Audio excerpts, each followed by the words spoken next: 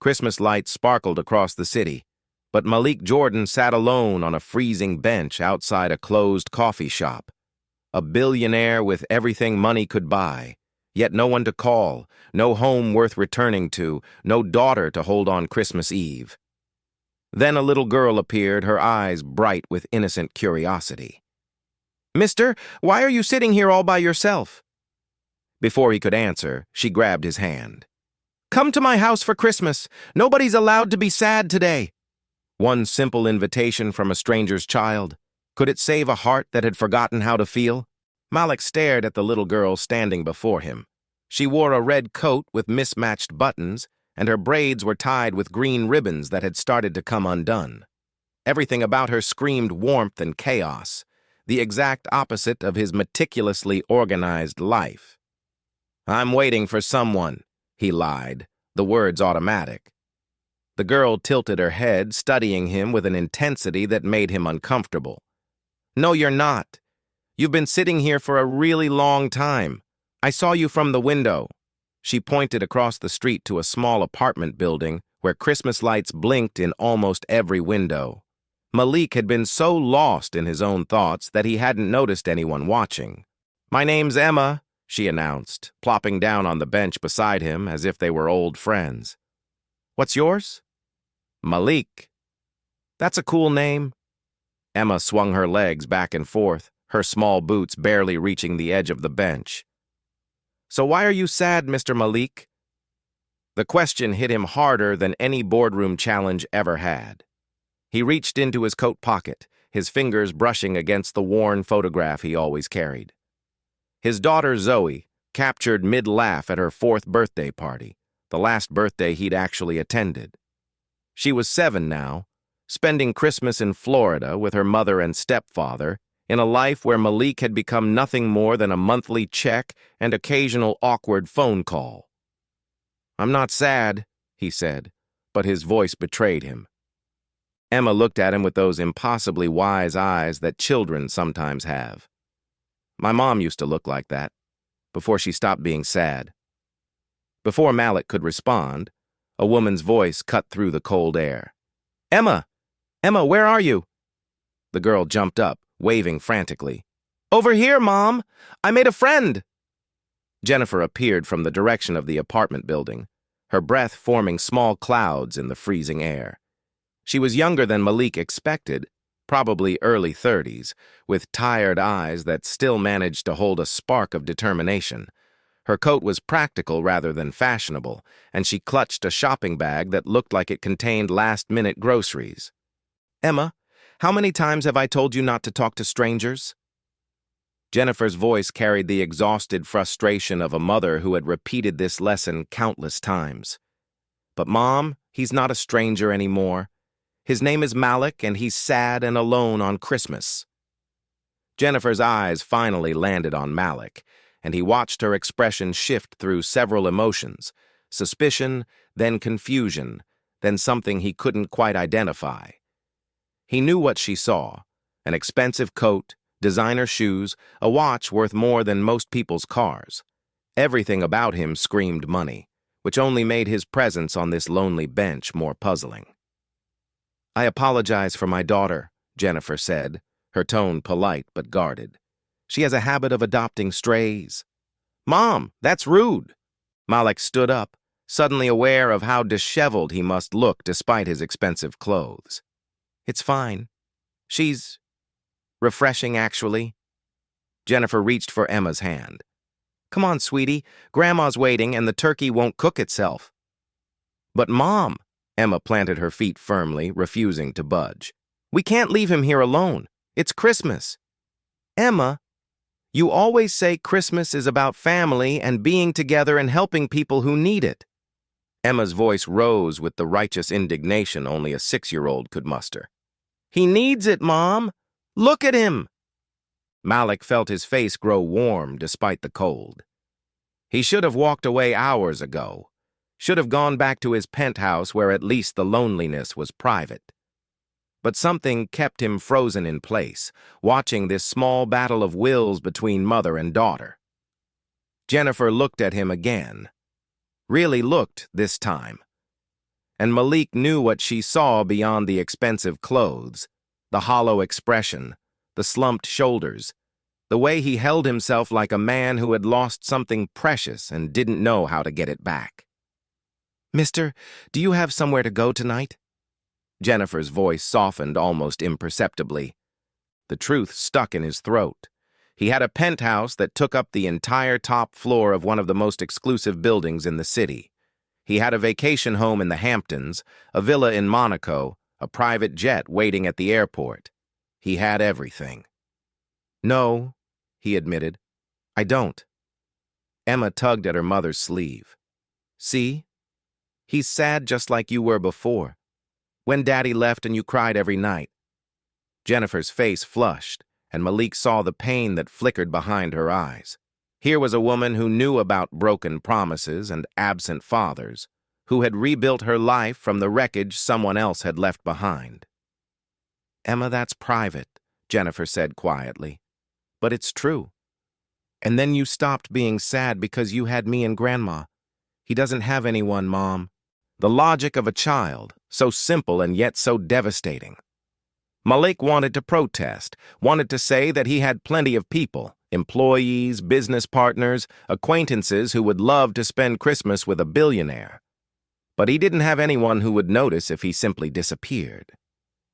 Jennifer studied his face for a long moment. Whatever she saw there seemed to make up her mind. "We don't have anything fancy," she said slowly. "It's just a small dinner with my mother. Turkey, mashed potatoes, nothing special." Malik felt something crack inside his chest, something that had been frozen for so long he'd forgotten it existed. "I don't need fancy," he said, and his voice came out rougher than he intended. "Mom, say yes, please, please, please!" Emma was practically bouncing now. Jennifer sighed, but there was a hint of a smile at the corners of her mouth. "Fine, but if you're some kind of weirdo, my mother has a baseball bat and she knows how to use it." Emma squealed with delight and grabbed Malik's hand before he could respond. Her small fingers were surprisingly warm, and she tugged him toward the apartment building with the confidence of someone who had never doubted that the world would bend to her will. "Come on, Mr. Malik. You're going to love Grandma's turkey." As they walked across the street, Jennifer fell into step beside him. "I'm Jennifer, by the way, and I'm probably going to regret this. I'm Malik Jordan." She glanced at him sideways. "The Malik Jordan? Tech billionaire, Forbes list, all that?" He nodded, waiting for her demeanor to change the way it always did when people learned who he was, either becoming overly friendly or uncomfortably deferential. Instead, Jennifer just shrugged. "Okay. You can still help with the dishes." For the first time in longer than he could remember, Malik felt his face break into something that might have been a smile. Emma looked up at both of them, her face glowing with satisfaction. "See, Mom? I told you. Nobody should be alone on Christmas." She pushed open the door to the apartment building, and a wave of warmth washed over Malik, not just from the heating, but from the sound of laughter and music drifting down from somewhere above. It smelled like cinnamon and roasting meat and something he hadn't experienced in years. It smelled like home. The apartment was exactly what Malik had expected and nothing like it at the same time. Small, yes. He could probably fit the entire living room into his penthouse bathroom. But every inch of the space was alive with warmth and history. Photographs crowded the walls, showing Emma at various ages, Jennifer in a graduation gown, and an older woman who Malik assumed was the grandmother with the baseball bat. The Christmas tree in the corner was barely 4 feet tall, decorated with a chaotic mix of store-bought ornaments and handmade crafts that looked like Emma's artwork. Paper snowflakes hung from the ceiling, and strings of multicolored lights blinked in a rhythm that was slightly offbeat, as if one bulb was struggling to keep up. "Mom, we're back!" Jennifer called out. "And we have a guest!" A woman emerged from the kitchen, wiping her hands on an apron that read, "World's Best Grandma" in faded letters. She was in her 60s, with silver hair pulled back in a practical bun and sharp eyes that immediately locked onto Malik like a security system detecting an intruder. "A guest?"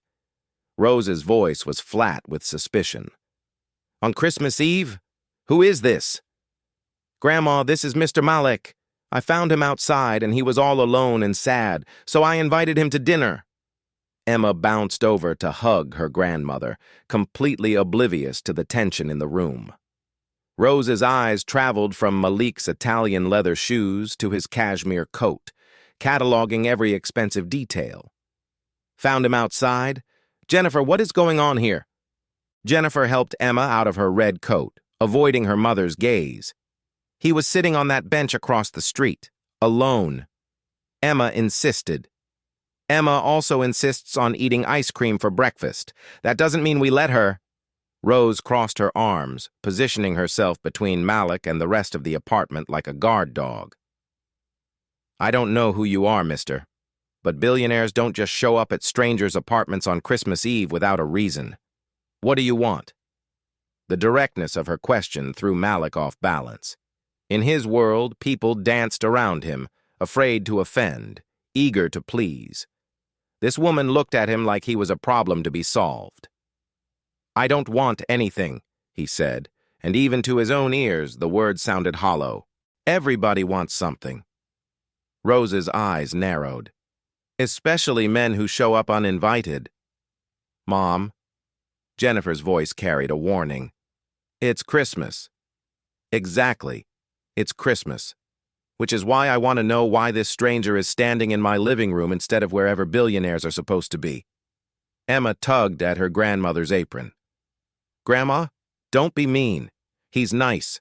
He has sad eyes like Mom used to have."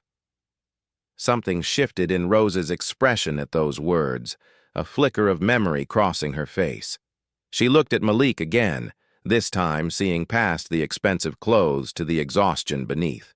"Fine," she said finally, though her tone made it clear this was not a surrender. "You can stay for dinner, but you're sitting where I can see you, and if you try anything funny, I've got a Louisville Slugger in the closet with your name on it." "Mom!" Jennifer looked mortified, but Malik found himself almost smiling.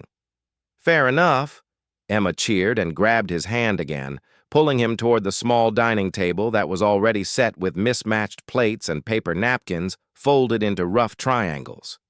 "You can sit next to me, and you have to wear this." Before Malik could protest, she produced a headband with plush reindeer antlers and stretched up on her tiptoes to place it on his head. The antlers were crooked, one flopping to the side, and Malik caught a glimpse of himself in the mirror on the wall. He looked ridiculous, a billionaire in a designer suit wearing children's Christmas accessories. Jennifer covered her mouth, trying to hide her laughter. Even Rose's stern expression cracked slightly. "There," Emma declared with satisfaction. "Now you look like Christmas." Dinner was unlike anything Malik had experienced in years. The turkey was slightly dry, the mashed potatoes had lumps, and the gravy came from a jar. But Emma insisted on saying grace, holding Malik's hand on one side and her grandmother's on the other, thanking God for food, family, and new friends who were lonely. Rose watched Malik throughout the meal, her suspicion gradually giving way to something more like curiosity. She asked pointed questions about his business, his family, his life, questions that Malik answered with the vague deflections he'd perfected over years of interviews and press conferences. But Emma had no patience for vague answers.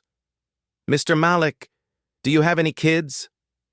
The question landed like a punch to the chest. Malik set down his fork, the turkey suddenly tasteless in his mouth. Across the table, Jennifer shot her daughter a warning look, but Emma was still watching him with innocent expectation. "Yes," he said quietly. "I have a daughter." Emma's face lit up. "Really? What's her name? How old is she? Does she like Christmas?" "Her name is Zoe. She's 7. Malik forced the words out, each one heavier than the last. "And I don't know if she likes Christmas anymore. I haven't asked her in a long time." The table fell silent. Even Rose stopped chewing, her sharp eyes softening with something that might have been understanding. "Why not?" Emma asked, her voice small now. "Don't you see her?" "Emma, that's enough," Jennifer said gently. But Malik shook his head. These people had opened their home to a stranger on Christmas Eve. They deserved at least a piece of the truth. "I used to see her all the time," he said. "But then her mother and I got divorced and things got complicated. Now she lives in Florida with her mom and her new dad, and I only see her a few times a year." "That's sad." Emma's lower lip trembled. "Don't you miss her?" "Every single day," Malik thought. "Every morning when I wake up in an empty penthouse. Every night when I go to bed alone. Every Christmas when I sit on a bench outside a closed coffee shop because the alternative is drowning in silence." "Yes," was all he managed to say. Emma considered this for a moment, her young mind working through the problem. Then her face brightened with the confidence of someone who had found an obvious solution. "You should call her. Right now. I talk to Grandpa every night before bed, and he's in heaven. Zoe's just in Florida. That's way closer." The innocence of her logic broke something inside Malik. He could afford to call his daughter 1,000,000 times. He had phones and planes and resources that most people could only dream of. But when was the last time he'd actually reached out? Not to send money or arrange logistics, but just to hear her voice. He pulled out his phone, scrolling to his messages with Zoe. The last one he'd sent was 2 months ago. "Happy birthday, sweetheart. Money's been transferred to your account. Buy yourself something nice. Love, Dad." Not even a phone call on her birthday. Just a transaction. "Maybe later," he said, putting the phone away. But the shame of that message burned in his chest. After dinner, Malik insisted on helping with the dishes. Rose raised an eyebrow as he rolled up his sleeves, clearly expecting him to back out at the sight of the cramped kitchen and pile of dirty plates. But Malik had grown up poor, before the scholarships and the startups and the billions. He knew his way around a sink. Rose worked beside him in silence for a few minutes, drying the plates he washed. Finally, she spoke. "My husband left us when Jennifer was 8. Just walked out one day and never came back." Her voice was matter-of-fact, as if she were discussing the weather. "Then Jennifer married a man who did the same thing. Left her with a 2-year-old and a mountain of debt. So you'll forgive me if I don't trust men who make promises." Malik scrubbed at a stubborn bit of gravy, letting her words sink in. "I'm not making any promises," he said. "No?" Rose handed him another dish. "Then what are you doing here? Really?" The question demanded honesty, and Malik found himself giving it. "I don't know," he admitted. "I was sitting on that bench feeling sorry for myself, and then your granddaughter appeared like some kind of Christmas angel and told me nobody was allowed to be sad today. And I thought, maybe she was right. Maybe I was tired of being sad." Rose studied him for a long moment. "You said you have a daughter." "Yes." "And you let her go." The words were a blade, precise and unforgiving. Malik stopped scrubbing. "Not on purpose," he said. "I was building my company, working 20-hour days. I told myself it was for her, that I was securing her future. But while I was securing her future, I missed her present. Every recital, every school play, every bedtime story. By the time I looked up from my desk, she didn't know me anymore. And her mother had found someone who actually showed up." Rose was quiet for a moment. Then she handed him a dish towel. "I don't know what you want from my daughter and granddaughter," she said. "Maybe you don't know either. But I'll tell you this. If you hurt them, if you make promises you can't keep, you won't need to worry about that baseball bat. I'll destroy you in ways that don't leave marks." Malik met her eyes. "I understand. And for what it's worth, I don't want to hurt anyone. I've done enough of that already." Something in Rose's expression shifted, the hardness giving way to a grudging respect. "All right, then. Finish those dishes. You missed a spot on that casserole pan." Later that night, after Emma had been put to bed and Rose had retreated to her room with a pointed reminder about the baseball bat, Malik found himself on the small balcony with Jennifer. The city sprawled below them, Christmas lights twinkling in windows across the neighborhood. "I'm sorry about my mother," Jennifer said, pulling her cardigan tighter against the cold. "She's protective. She has every right to be." Malik leaned against the railing, staring out at the lights. "Emma mentioned something earlier, about you being sad before." Jennifer's jaw tightened slightly. "Emma talks too much sometimes. She said her father left." For a moment, Malik thought Jennifer would shut down the conversation, but something about the darkness and the cold and the strange intimacy of the night seemed to loosen her guard. "Kevin promised me everything," she said quietly. "A house, a future, a partner who would be there through thick and thin. Then Emma turned 2 and I got sick. Nothing serious, just exhaustion and stress. But it meant I couldn't work for a few months, and suddenly Kevin had to step up. 2 weeks later, he was gone, left a note saying he wasn't ready for this level of responsibility." Malik felt a surge of anger at this man he'd never met. "I'm sorry." Jennifer shrugged, but her eyes were bright with old pain. "I spent a year being sorry. Then I realized sorry doesn't pay the bills or raise a daughter or fix a life. So I stopped being sorry and started being strong." She looked at him directly. "I don't need saving, Malik. I don't need a billionaire to swoop in and fix everything. I've been fixing things on my own for 4 years, and I'm pretty good at it." "I know," Malik said. "I'm not here to save anyone. I can barely save myself." Jennifer studied his face in the dim light. "Your daughter, Zoe. Do you ever see her? A few times a year? Birthdays, some holidays. Not Christmas, though. Her mother has her for Christmas." He reached into his pocket, pulling out the worn photograph. "This was taken at her 4th birthday. The last one I actually attended." Jennifer took the photo carefully, studying the laughing little girl in the image. "She's beautiful." She was. Is. I don't know what she looks like now, not really. School photos don't capture who someone is. Malik took the photo back, tucking it away. "I told myself I lost her because of the divorce, because of the custody arrangement.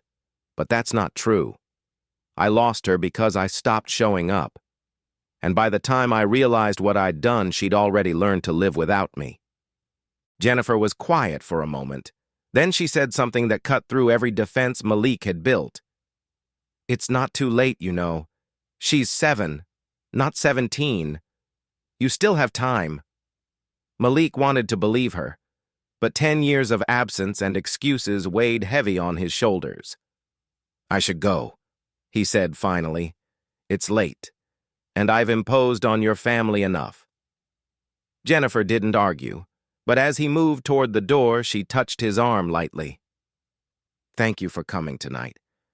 I know it seems like Emma dragged you here against your will, but I think maybe we all needed this. Even my mother, though she'd never admit it." Malik nodded, not trusting his voice. The drive back to his penthouse took 20 minutes.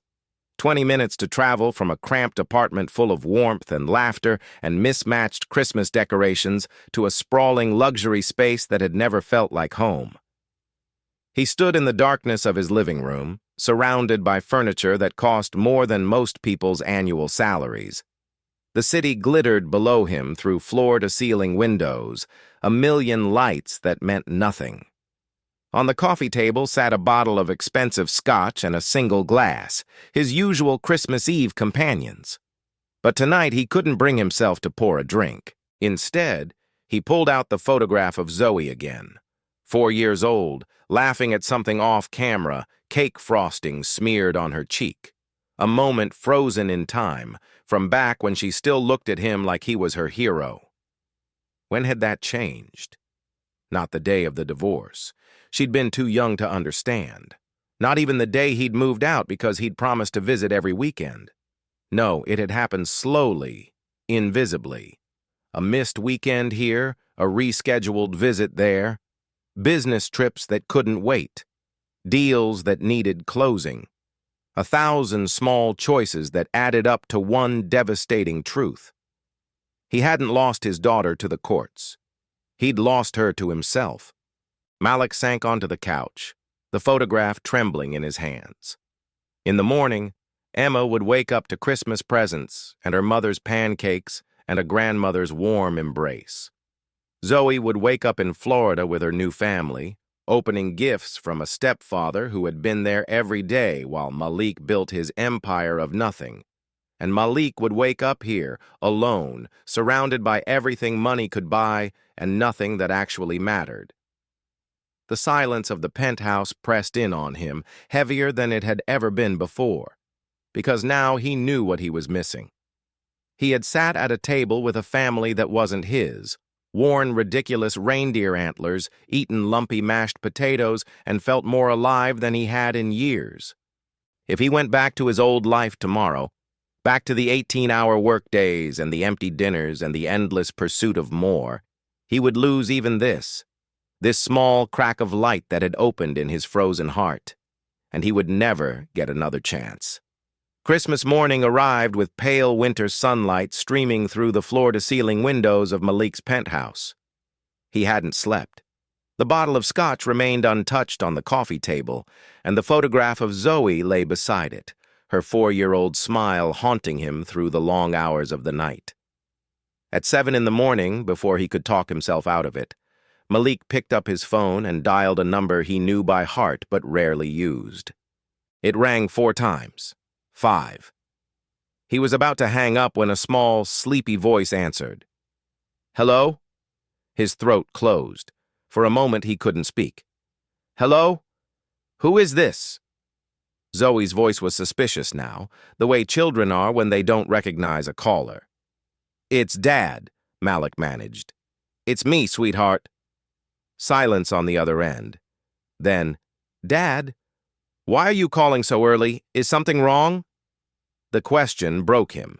His daughter's first assumption was that something must be wrong, because why else would he call? When had he become the father who only reached out during emergencies? "Nothing's wrong," he said, his voice thick. "I just wanted to hear your voice. I wanted to say Merry Christmas." More silence. Malik could hear shuffling, probably Zoe sitting up in bed trying to make sense of this unexpected call. "You never call on Christmas," she said finally. "You always just send money." The words weren't accusatory, just factual. That made them hurt even more. "I know," Malik said, "and I'm sorry. I'm so sorry, Zoe. I've been a terrible father. I chose work over you, over everything that mattered, and I told myself it was for your future. But your future needed me to be present, not just successful, and I wasn't." He heard a small intake of breath on the other end. "I miss you," Malik continued, the words tumbling out now.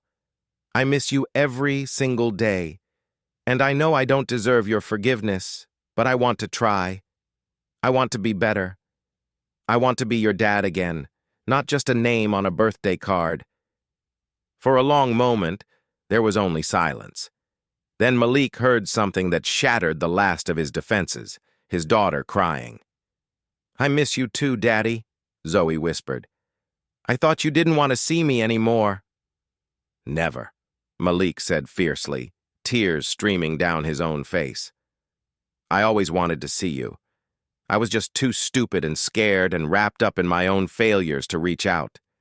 But that's going to change. I promise you, baby girl. That's going to change." They talked for almost an hour. Zoe told him about her school, her friends, the dog her stepfather had gotten her for her birthday. Malik listened to every word, drinking in the sound of her voice like a man dying of thirst. When they finally hung up with promises to video chat later that day, Malik felt something shift inside him, a door opening that had been closed for far too long. He showered, dressed in jeans and a simple sweater instead of his usual designer suit, and drove to a small bakery he remembered passing the night before. It was one of the few places open on Christmas morning, run by an elderly couple who had been serving the neighborhood for decades. Malik bought fresh bread, pastries, and coffee. Nothing fancy, nothing expensive, just warm and real. When he knocked on the apartment door, it was Emma who answered, still in her Christmas pajamas with candy cane prints. "Reindeer man came back!" she shrieked, throwing herself at his legs with enough force to make him stumble. "Mom! Grandma! He came back!"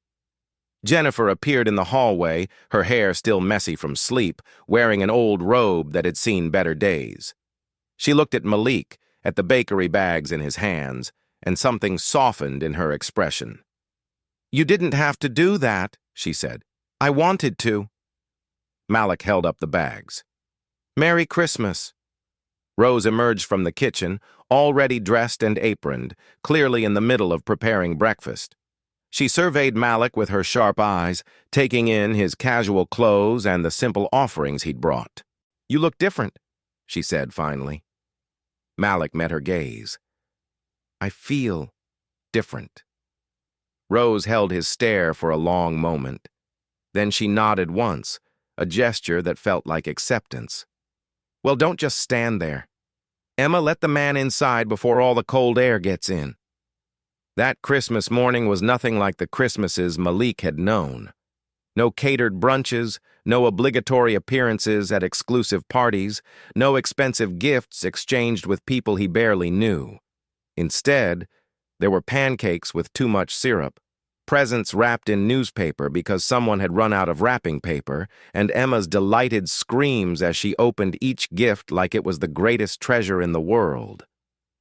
And later, when Malik video called Zoe and introduced her to Emma, watching the two girls chatter excitedly about their Christmas hauls, he felt something he hadn't experienced in years. Hope. 6 months later, Malik's life looked nothing like it had before. He had restructured his company, delegating responsibilities he'd once hoarded jealously, creating space in his schedule for things that actually mattered. Every Tuesday and Thursday, he picked Emma up from school when Jennifer worked her morning shift at the hospital. They had developed a routine: ice cream from the shop on the corner, homework at the kitchen table, dinner with Rose, who had grudgingly admitted that Malik made decent spaghetti. Once a month, he flew to Florida to spend the weekend with Zoe, not in hotels or restaurants, but at her soccer games, her school events, the small moments of her life that he had missed for so long. Slowly, painfully, they were rebuilding what he had broken. Jennifer watched all of this with cautious eyes. She had been burned before by a man who made promises he couldn't keep, and she was waiting for Malik to do the same. But weeks turned into months, and he kept showing up, not with grand gestures or expensive gifts, but with presence, with consistency, with the quiet dedication of someone who understood that trust was earned in small moments, not bought with large ones. "You're different from what I expected," Jennifer told him one evening as they sat on the small balcony, watching the sunset paint the city in shades of orange and pink. "Different how?" Jennifer considered her words. "When Emma brought you home that night, I thought you'd be gone by morning.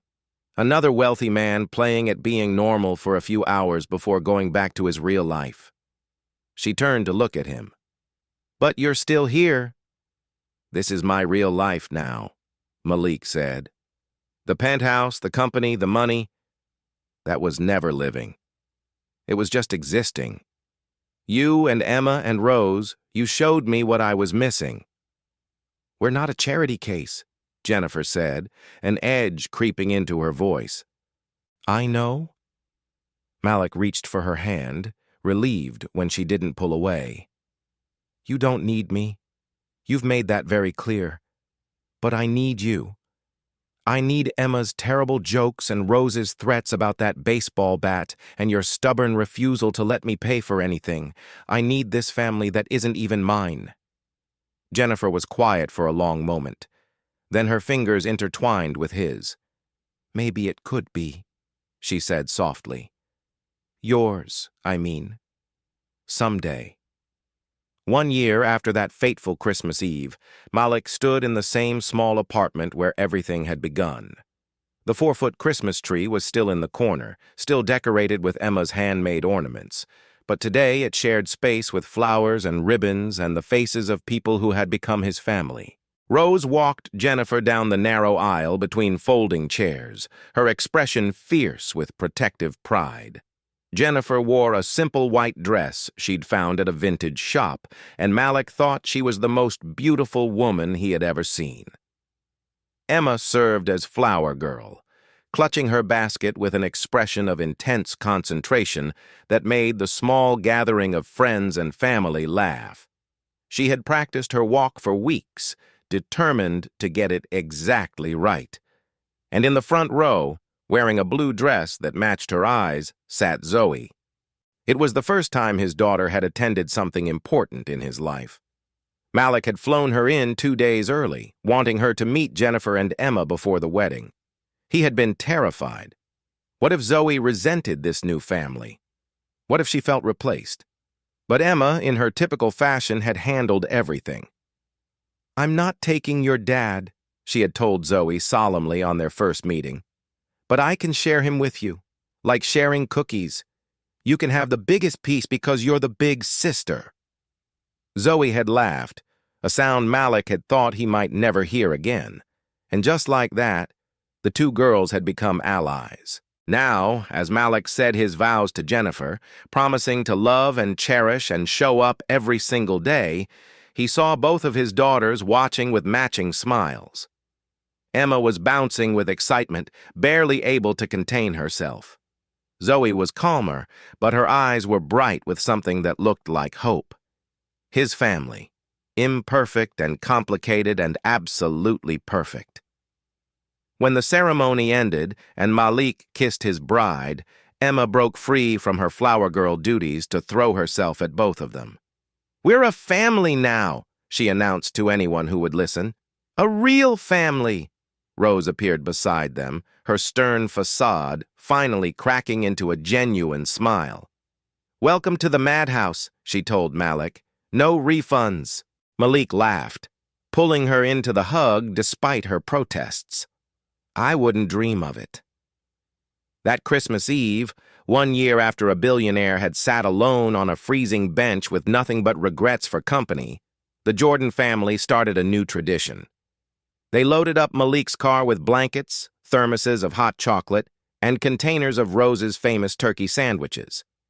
Then they drove to the coffee shop that had long since closed for the night, parking across the street from the bench where everything had begun. "Are you sure about this?" Jennifer asked, watching as Emma and Zoe bounced with excitement in the back seat. Malik nodded. "Someone did this for me once, changed my whole life with one simple invitation. Maybe we can do the same for someone else."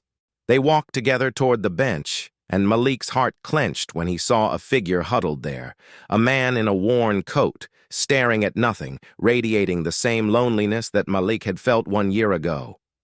Emma grabbed Zoe's hand. "Come on," she whispered. "Let's go." The two girls ran ahead, their laughter cutting through the cold night air. Malik watched as they approached the stranger, Emma taking the lead with the confidence of someone who had done this before. "Mister," Emma called out, "Mister, why are you sitting here all alone?" The man looked up, startled, his eyes red-rimmed and hollow. "Do you want to come to our Christmas party?" Zoe added, her voice shy but determined. "Nobody's allowed to be sad on Christmas, that's the rule." The man's face crumpled with an emotion Malik recognized all too well. Disbelief, hope, the desperate wish that this moment might be real. Malik and Jennifer approached, carrying the blankets and food.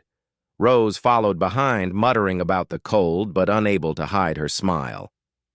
"We've got plenty of room," Malik told the stranger, extending his hand, "and plenty of food. If you're interested."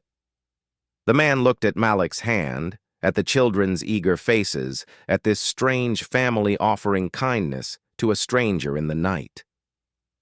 "I don't understand," he said, his voice cracking. "You don't even know me." Malik smiled, remembering a little girl in a red coat who had once said almost the same thing to him. "We don't have to know you," he said. We just have to care. That's what Christmas is about." The man took his hand. As they walked back to the car together, Emma chattering excitedly about Christmas cookies and Zoe explaining the hot chocolate options, Malik felt Jennifer's hand slip into his. "Thank you," she whispered. "For what?" "For showing up, for staying, for teaching our girls that kindness matters." Malik looked at his family, his daughters laughing together, his mother-in-law pretending to be annoyed, his wife glowing in the Christmas lights, and the stranger who would not spend this night alone. 1 year ago, he had been the loneliest man in the world, surrounded by billions and utterly empty inside. Now he was the richest man he knew, not because of the money in his accounts, but because of the love in his life. And he would spend every Christmas from now until forever, making sure that love kept spreading, one invitation at a time. Because he had learned the most important lesson of all. Happiness was not meant to be hoarded. It was meant to be shared. And sometimes all it took to change a life was a little girl brave enough to say, "Come to my house for Christmas."